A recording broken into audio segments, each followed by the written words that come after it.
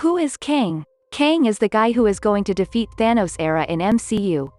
After Thanos died, MCU had to create a new villain in town to capture audience. And Kang is the guy who is going to do the job. How he is going to do it? Well, that we will see in future Marvel movies. In comics, he is the descendant of the Reed Richard and Doctor Doom. Yes, the Reed Richard, who was the most intelligent mortal on Earth, was his ancestors. Kang's real name was Nathaniel Richards. And Kang too is a simple human being like Reed Richard. He becomes the front page of the comics. Basically, he is the simple man who used time machine once created by Reed Richard. And by using the time machine, he traveled various timelines and universes. In comics, it was seen that he meets his various variants. In some timeline he is known as Kamala, in some he is known as Iron Lad.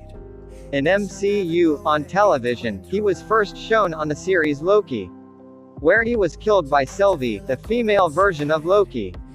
And by killing him, Sylvie started the multiverse wars among different variants of Kang. According to Kevin Feige, he is going to reappear in the next MCU Ant-Man movie. I see fire burning, but I close my eyes.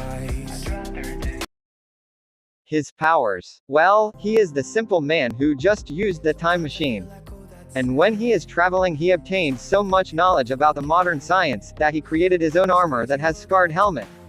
In comics, these scars are referred to his love. By using that knowledge, he defeated the Avengers many times. Some people used to say that he is the future Stark, after Tony Stark died in Endgame. He is mortal but never dies. What does that mean? It means that he is mortal basically. By using his time machine, he can travel in future and seems immortal to the future people. That's why in Loki he was referred as He Who Remains.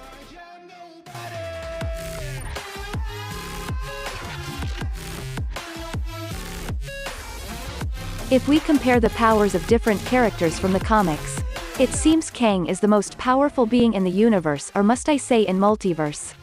He is more intelligent than Tony Stark and Reed Richard. And he is more powerful than Thanos and even the Galactus. In comics he was killed by himself, his prime version. In comics, in some timelines he is hero, and in some timelines he is the main villain.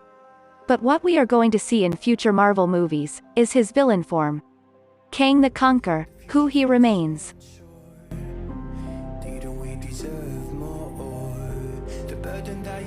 Because of his so many different versions, the future Marvel movies will be more entertaining and interesting.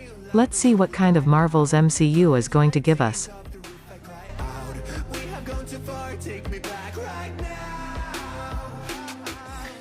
I see fire burning, but I close my eyes.